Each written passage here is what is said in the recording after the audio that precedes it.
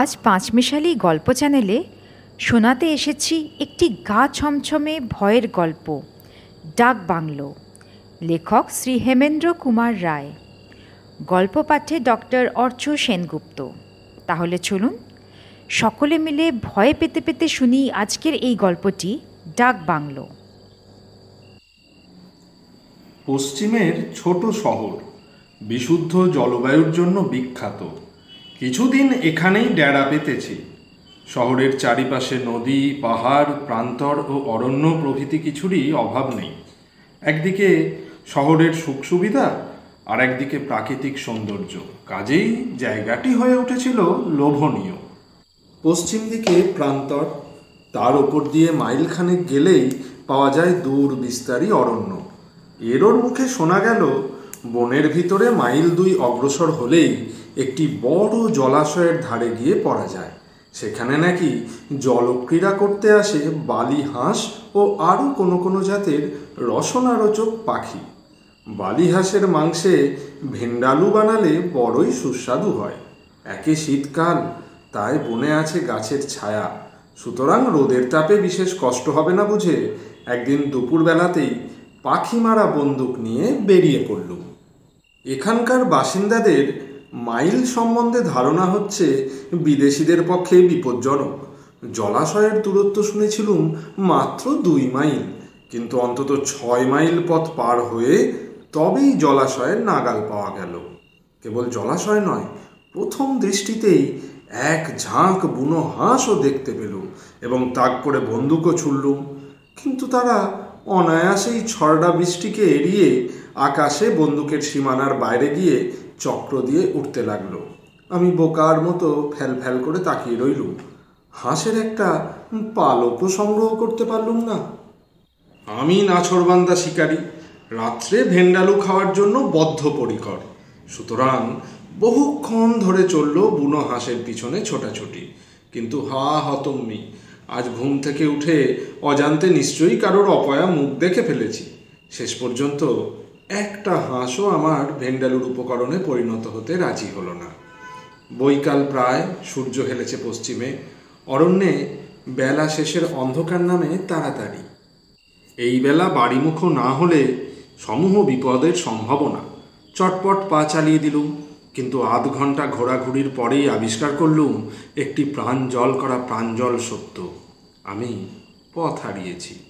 অচেনা গভীর বনে সন্ধ্যের মুখে পথ হারানো যে কি ভয়ানক ব্যাপার, ভুক্তভোগী ছাড়া আর কেউ তা বুঝতে পারবেন না।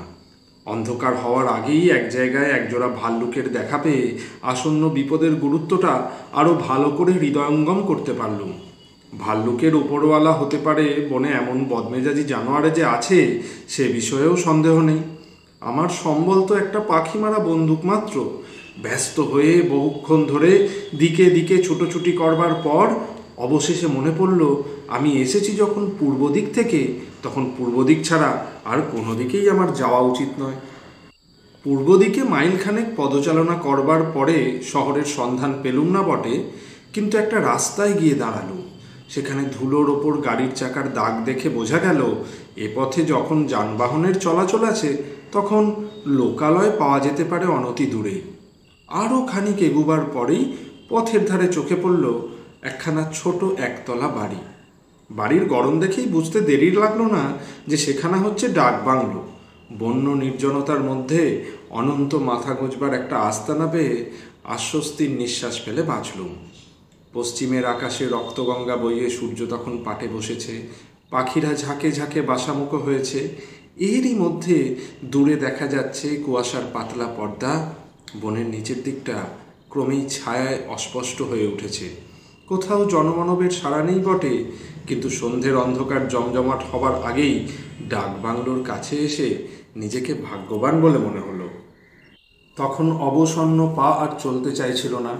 ক্ষুধা তৃষ্ণায় শরীর কাতর, কাপড় চোপড় কাটা জঙ্গলে ছিন্ন ভিন্ন, দেহের নানা জায়গা ক্ষতবিক্ষত এবং পিঠের বন্দুকটাকে মনে হচ্ছিল 3 গুণ বেশি ভারী।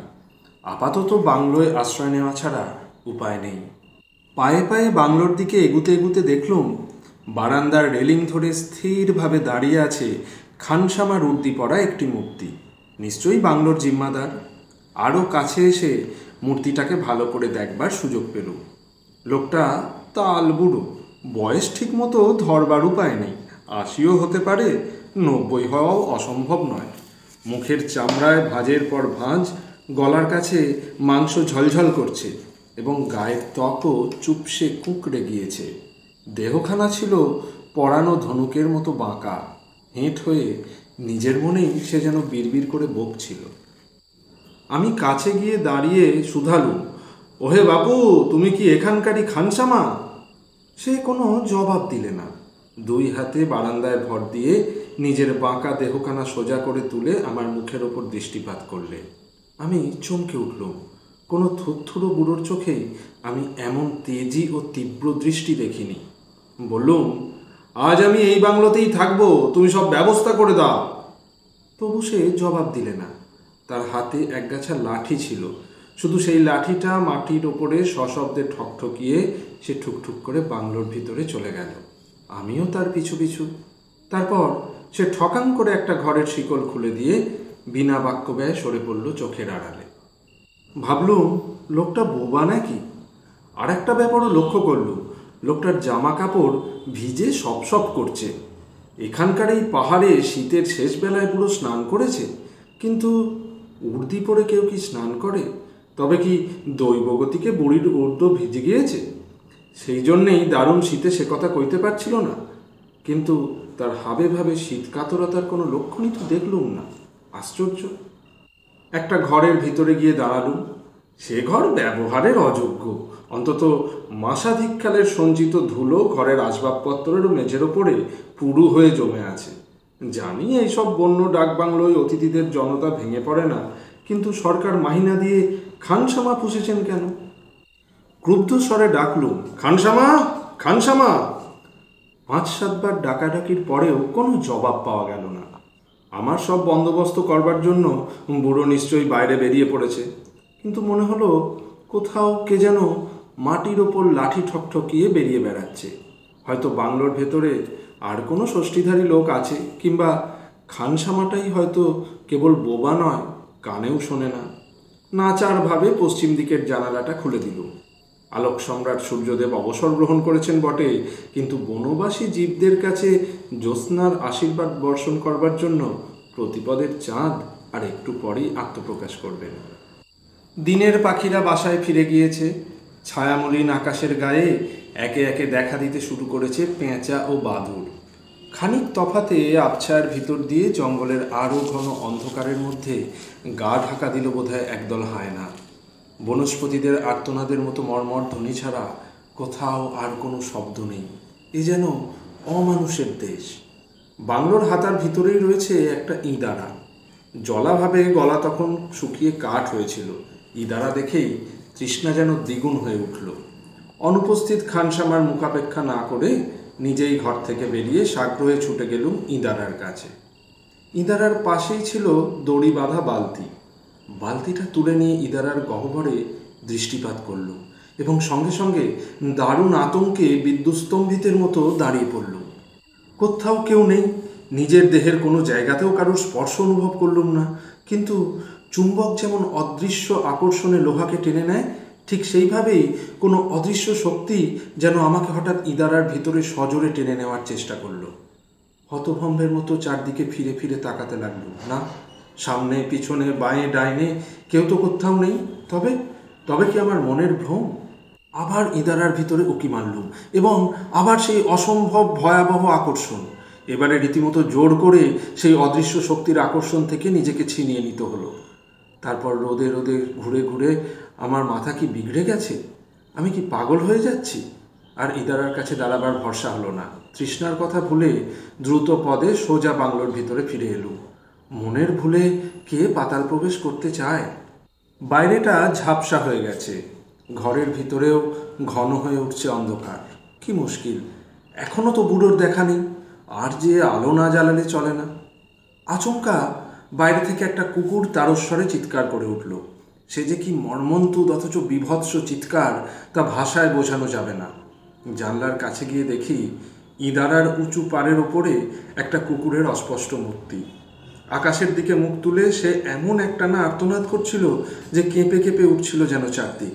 সেই বৃষ্টি কন্দনের অপার্থিবতায় আমার বুকটা কি এক অমঙ্গলের আশঙ্কায় ছাঁদ করতে লাগলো। এমন সময় হঠাৎ দড়াম করে ঘরের দরজাটা বন্ধ হয়ে গেল। ছুটে গিয়ে দরজা ধরে অনেক টানাটানি করলুম, কিন্তু কিছুতেই খুলতে পারলুম না। মহা ক্রুদ্ধ হয়ে চিৎকার করে বললুম, কে দরজা বন্ধ করেছে? শিগগির খুলে দাও, আমার সঙ্গে চালাকি করো না, কিন্তু আমার কাছে বন্দুক আছে। কিন্তু দরজা খুলল না। আচম্বিতে ঘরের ভিতরে যেন তুষার বৃষ্টি শুরু হলো। হাড়ে হাড়ে জাগলো কাঁপুনি। এসব কি? আজকে এখানে সম্ভব অসম্ভবের ব্যবধানও ঘুচে গিয়েছে। এইবারে ভয় যে পেলুম তা অস্বীকার করতে পারবো না। ঘর তখন অন্ধকার, একটুখানি আলোর আভাস ছিল কেবল জানলার কাছে। শিউরোতে শিউরোতে পায়ে পায়ে জানলার দিকে এগিয়ে গেলুম। বাইরে কুকুরটা তখনও পরিত্রাহী চিৎকার করছে। সহসা ঘরের এক কোণ থেকে ক্ষণক্ষণে গলায় কে যেন খিলখিল করে হেসে উঠল, এবং তারপরেই শুনলাম মাটির ওপরে লাঠি ঠকঠকিয়ে কে যেন এগিয়ে আসছে আমার দিকেই। ভাগ্যে বাংলোর জানলা ছিল গড়াধীন, মারলুম আমি বাইরে লাফ। সঙ্গে সঙ্গে ইঁদারার পাড়ের ওপর থেকে কুকুরের ঝাপসা মূর্তিটা নিচের দিকে ঝাঁপিয়ে পড়ে আমার দিকে তেড়ে আসতে লাগলো। তার দুই চক্ষু যেন জ্বলছে দুটো আগুনের গুলি, আর তার কণ্ঠে যাচ্ছে তেমনি ক্ষুধিত আর্ত চিৎকার।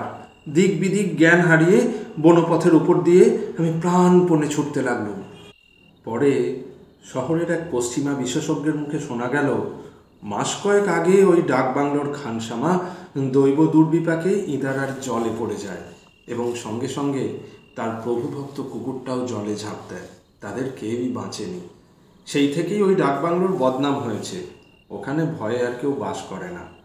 কিন্তু এসব হচ্ছে বাজে কথা। আমার বিশ্বাস ডাকবাংলোর খানসামাটা উন্মাদগ্রস্ত, এবং ইঁদারার অদৃশ্য আকর্ষণ, ঘরের ভিতরে তুষার বৃষ্টি ও কুকুরের চোখের আগুন, এসবই হচ্ছে আমার ক্ষুধার্ত, তৃষ্ণাকাতর এবং রৌদ্র পথভ্রমে শ্রান্ত দেহের জন্য মনোবিকারের প্রতিক্রিয়া মাত্র। তবে আমার ধারণাটা সত্য কিনা পরীক্ষা করবার জন্য আর কোনোদিন ঘটনাস্থলে যাওয়া হয়নি। পাঁচমিশালি গল্প চ্যানেলে আজকের গল্পটি এখানেই শেষ হল। আশা করি আপনাদের ভালো লেগেছে। ভালো লাগলে লাইক, শেয়ার ও সাবস্ক্রাইব করে দেবেন। আপনাদের মূল্যবান মতামতের অপেক্ষায় রইলাম। ভালো থাকবেন সবাই। আবার ফিরছি আগামী সপ্তাহে।